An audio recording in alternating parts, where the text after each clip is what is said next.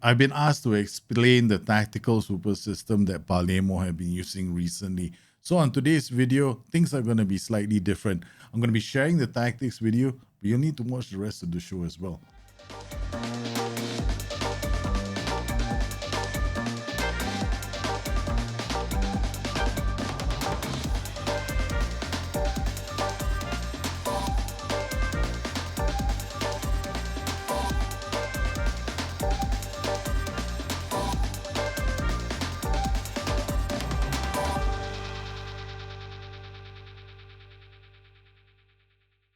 Well, a super system is a fancy way of just saying you are adapting during a game.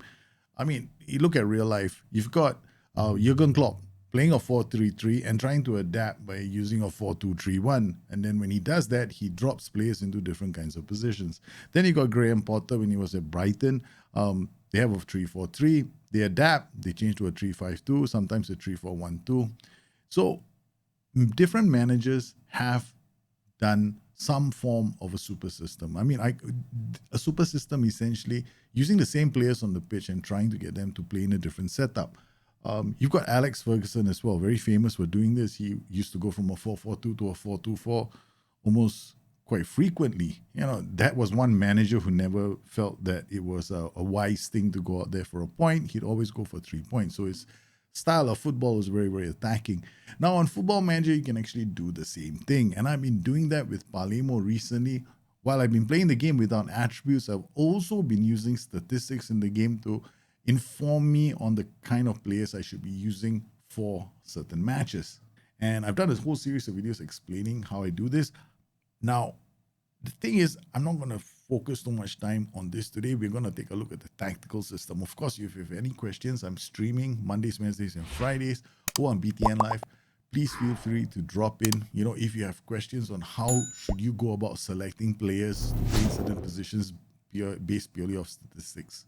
I'm not advocating that this style is for everyone. I mean, you know, some of you out there may just want to play one tactic for an entire season. I, on the other hand, I like to feel that I am forcing things to change in a game. And to do that, I will adapt when I see certain things happen. So today's show, what I'm going to do is I'm going to explain the tactic, right? Now, the tactic is going to be explained in full during the show. Of course, if you want to download the tactic, we're doing things a bit more differently nowadays. I'm going to password protect the tactics. So I will reveal portions of that password during the show. So by the time you watch the whole show, you probably get all the details of that password. Now, the password link protected tactic will expire in a few days. So if you're lucky enough to watch the show, then you can go download the tactic. If you are unlucky enough to be watching this show after the password link has expired, then, well, you'll just have to, copy the settings from the screen. We've been using this Palermo system. Basically, it's a 4-3-3 combined with a 4-3-1-2. So what I tend to do is I have this tactic. Now, sometimes we go into games, we know that, we're a stronger team, and I feel I can run over the weaker team and score lots of goals. Chances are I'm going to use this tactic because this has 3 strikers. It's got a few attacking duties, and I tend to, score loads of goals with this. In fact, last season, in a tight race with Inter Milan for the title, for last 5 games, I swapped to this because I wanted to take chances. I wanted to score lots of goals, and I wanted to beat Inter to the title, which is exactly what we did. So this is the 4-3-1-2. Now, there are times when I'm away from home. I might be going to the Champions League. There's a tougher opponent. Then I'll switch to this. This is a 4-3-3. Now, the difference between both tactics is generally you find a 4-3-3 a bit more safer. So this is the 4-3-3, and we use this sometimes away from home. Sometimes if I find that the team is very strong or I just have doubts, then I'll use this formation. Now, the idea here behind a super system is very simple. You generally want to have the same kind of players, right? You don't want to play with, you don't want to be bringing on substitutes, right? That are, or you don't use them in a 4-3-3, but use them in a 4-3-1-2. No, I don't do that. What I have is a set of players that I've trained, and I get them to play in these positions. So we've got the back line, which is pretty straightforward. We've got fullbacks and 2 ball-playing defenders and another fullback. And then here we've got these 3, right? Now, if I play if I swap to the 4-3-3, what will happen is these players drop into these positions. So there's not very much of a change in their roles. As you can see, this is a holding player, this is a box-to-box, and this is a Mazzala. The only difference is the Mazzala attacks a bit more here.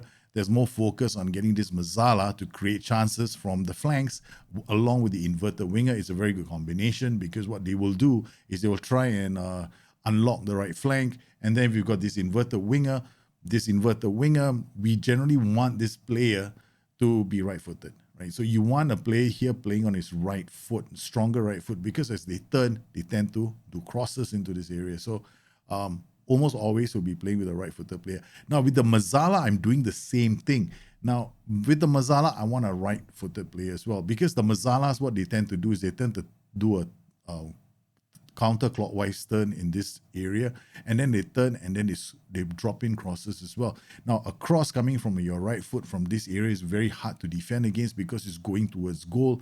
If you cross with your left foot here, it's actually going away from goal. So these kind of crosses, they can be whipped in, players can run onto them and try and score goals. Whereas in the other kind of a cross, they're heading away from goal, chances are you'll need players who have got good heading to go after these kind of goals. So it depends on the kind of players that you have. So here we've got this set of players. Now here with this inverted winger, you also want this player to be kind of creative. Now inverted wingers tend to be creative, right? So you want players that can dribble. You want players that typically they get fouled a lot. When you go statistically, when I go to look for players, generally, I have my Moneyball data view that I provided you guys. You know how to get these.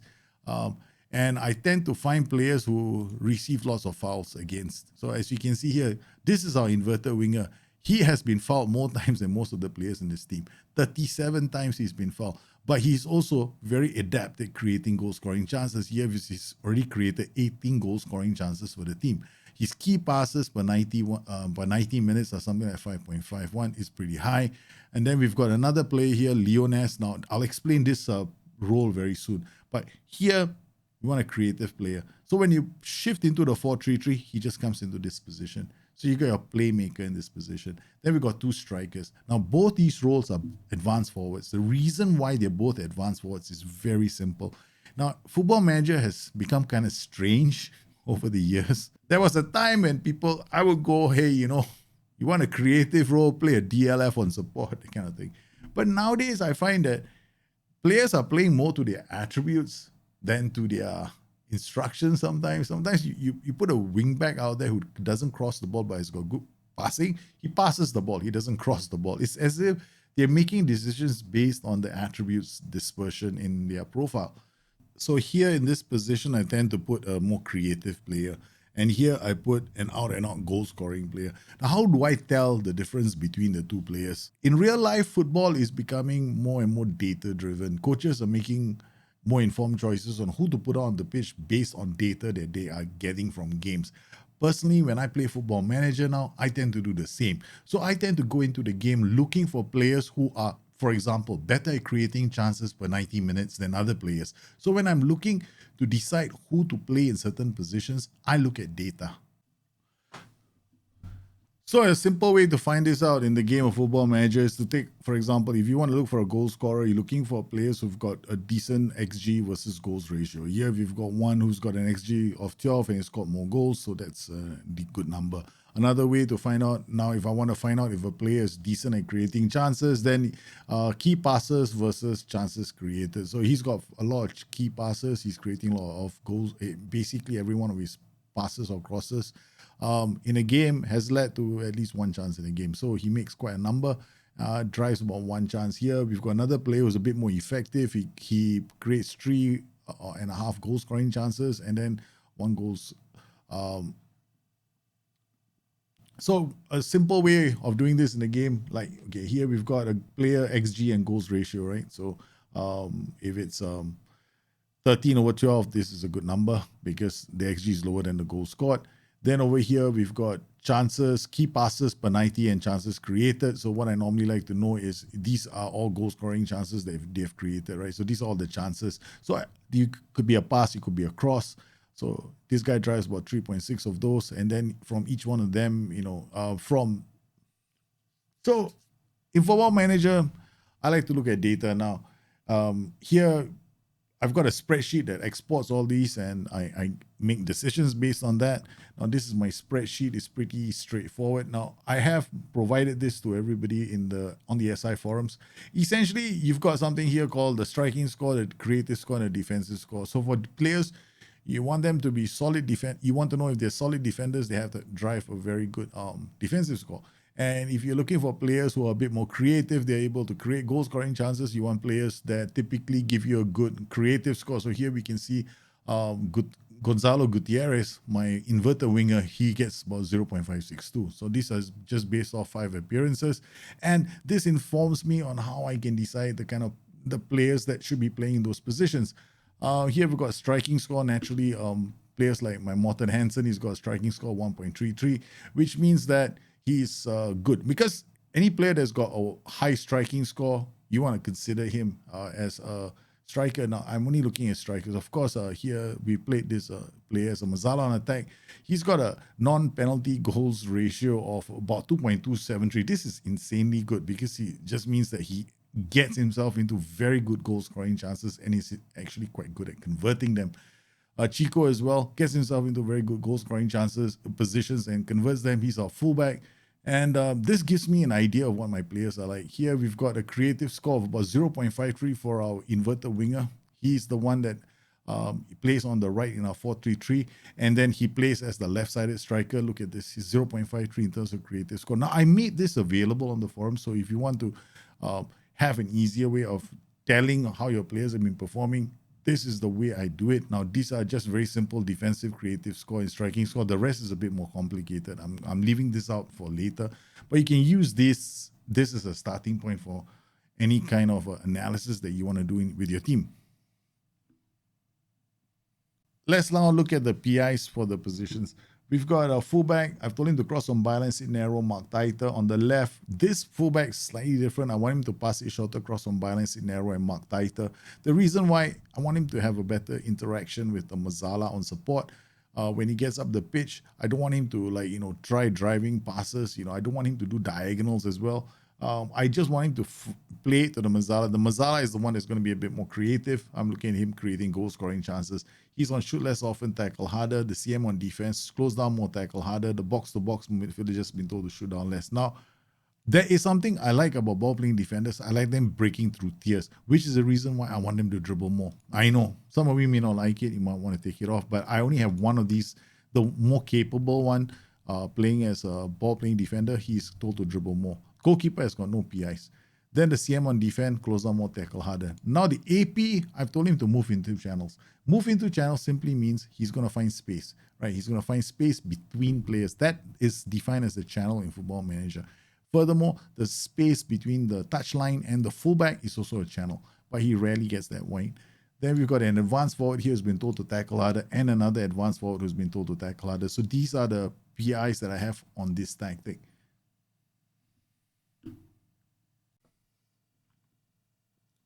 For the 4-3-3, things are slightly different. The wingbacks have been told to cross from byline, sit narrow, mark tighter. This wingback's on attack. He's told to sit narrow and mark tighter. Reason, I like them to be tucking in and I like them to be looking inside. We've got ball-playing defenders. Both of them now have been told to dribble more because I want both of them to carry the ball and break the tiers. Then we've got a DM on defense.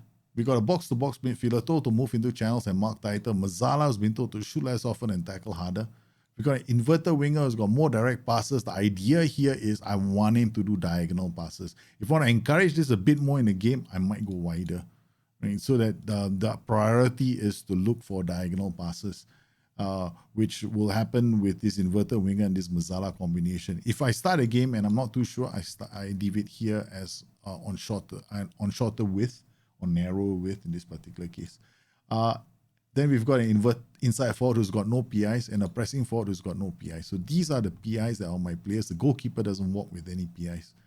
Now, in terms of matches, sometimes what I end up doing is I play with an inverted wingback. I'm going to show you exactly what I mean later, where I react to certain changes in games to play this as an inverted wingback. So these are the building blocks or the basic systems that I use. As far as opposition instructions are concerned, normally what I like to do is I like to time mark at least one striker, the striker that is furthest forward. Now, here in midfield, I tend to hard tackle any midfielder, and I have got pressing angles. The fullback on the right is shown inside, and the fullback on the left is also shown inside. You do this by showing them onto the opposite foot. Wingers are told to, we try to force the wingers to stay wide, and then weaker foot the central midfielders and the strikers. As far as hard tackling, I will try to identify the further forward midfielder. Now, if it's a DLP on support or a roaming playmaker on support, I tend to also hard tackle them, and I will trigger a press on them and hard tackle them, tight mark them as well. So this is normally for those kind of players. And if he is a bit of a creative influence, I try to shut them down doing this as well. You can always find out whether they're a creative influence during a game by looking for players who have received the most passes. That kind of information is available at halftime. So how do I decide what kind of system to use? Most of the time against weaker teams, I go off and start with a 4-3-1-2. But there will be times where I make certain changes. And what I'm going to do next is I'm going to share with you the changes that I've made. In one of my matches, I had to play against Ascoli. Ascoli are not bad in Serie A. They've been a bit hard for me to break down over the seasons. They've got a 4-3-1-2. And what I tend to do is I tend to look at the key pass combinations before a match. Here, you can clearly see Ascoli having a lot of influence in the center. They've got one of the strike AMs dropping quite deep, but you can see the solid passing combinations they have in the team. To beat this kind of system, I've got to keep the ball away from the central midfielder. This is where those OIs become very important. Going into this game, we've also been on a decent run.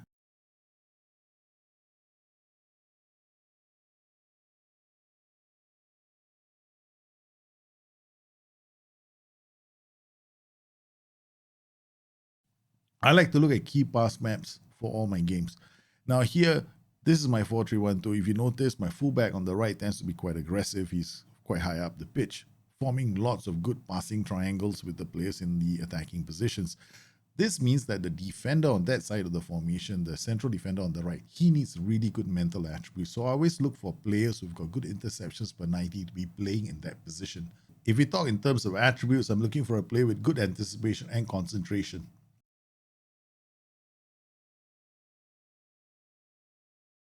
It's raining fairly heavily, so please excuse the audio. Sometimes I could be playing a 4-3-1-2 and I could find myself having to defend down the flanks a bit too much. It's times like this when I decide, okay, fine, maybe I need better defensive coverage, and I switch into a 4-3-3. A 4-3-3 provides me with adequate protection down both flanks. It allows me to build up play safely. Sometimes I might even reduce the width and the passing directness just to make sure that my players maintain possession of the ball. A 4-3-3 definitely gives us the option. However, I still need to think about how I'm going to unlock the inside forward to make those kind of attacking runs from wider positions. Recent matches against Ascoli have been tough. However, I still believe that we are the better team and we can afford to take the game to them. So I decided to start playing with a 4-3-1-2. Now, if I needed to defend, I could easily move into a 4-3-3. Our 4-3-1-2 pass map already shows that there is a chance that our fullback might be bombing down the flanks. Choosing the right central defender was critical. Tobias Augustin Anderson currently leads our team in defensive actions. The numbers show that he is probably one of the better players I can employ to protect the right side of the pitch. So our plan is simple. We'll start with a 4-3-1-2, and if we need to hold down the lead, switch to a 4-3-3. So remember the expected tactic of Ascoli? They're using a Mazzala and a wingback on that side of the pitch. I'm expecting there to be a bit more space there because Mazzalas tend to go into the half space. So what I'm going to do is I'm going to attack down that flank with a wingback. I'm going to go from low crosses, which encourage cutbacks, to mixed crosses because I want some whip crosses from the Mazzala. I'm also going to play on fairly narrow width settings so that we are closer together. We can keep the ball a bit more effectively. In terms of playing out of defense, I don't want my game to be a slow game. I want us to work the ball quickly into attack and try and focus play down the left side of the pitch. As far as OIs are concerned, pretty straightforward. Pressing angles on most of the players. I have a video on explaining that. And then I'm going to hard tackle the players in the middle. The DLP is going to get tight marked. He's going to get trigger press, show onto foot, as well as hard tackle. Now, as far as the fullbacks are concerned, the left back, he's going to work with the Mazala, right? We're going to trigger press on him because each time he makes a mistake, we want to pounce. Every time I create tactics, I'm looking at transitions to tell me whether everything is working here. Our defensive line looks pretty solid because our defenders don't seem to have any problem with balls over the top. Then I'm also making sure to look out and see whether my wingback is getting diagonal balls. Now here my wingback is actually in an attacking position, but the pass doesn't come earlier. So what I do is I go in there, I increase the width. This should encourage my players to look out wide for some of these passes so that he can get those passes a bit earlier. Even though we still score a goal off this transition, I do want my width to be a bit wider so I get my wingbacks into action a bit earlier. The only other change I make is to ease off tackles because my fullbacks have picked up early yellow cards. So in the game, I noticed two things. We're rushing our chances and the opposition has started picking up yellow cards. So I make two changes. First, I run a defense because they've got yellow cards. And the second change is actually to lower tempo because I want to create better quality chances. I don't want to rush most of my opportunities that I get in the final third. With 2 goals and 20 minutes to go, I decide, well, now is the time for me to change my tactic to the 4-3-3. I'm going to use that to hold down the lead. I'm also going to drop my mentality down to balance and lower my tempo even more. That's enough to see out the lead, but I'm expecting a tougher game against Ajax in the Champions League. They're playing a 4-4-2, but here's where things get interesting. If you look at the left flank, they've got a fullback over there. They don't have an attacking wingback, and their midfield role is also a bit conservative. But they do have a playmaker in the center of the park. What I want to do is I want to put a lot more pressure on that side of the pitch because I want to force that playmaker back to defend. And to do that, I actually changed my formation slightly. Instead of playing with the wingback down the right, I changed the role to an inverted wingback on support so that my inside forward in front, well, he will focus more on attacking the area. I use the players on the right side of the pitch to control that side of the pitch so that we keep possession of the ball a bit more effectively when we have the ball. I decide to tweak our lineup to give someone a chance to play. Lozano starts the match as a Mazala. Kasede is playing as a box-to-box midfielder. Normally, Kasede is the Mazala because he creates a lot of good chances, but I decided to try things out in this game. However, Lozano ends up performing poorly as the Mazala. I decide to put Kasede back in the Mazala position and take Lozano off. One of the reasons why I like playing right-footed players as Mazalas on the left side is because of the way they deliver their crosses. Just watch what Kasede does with this ball.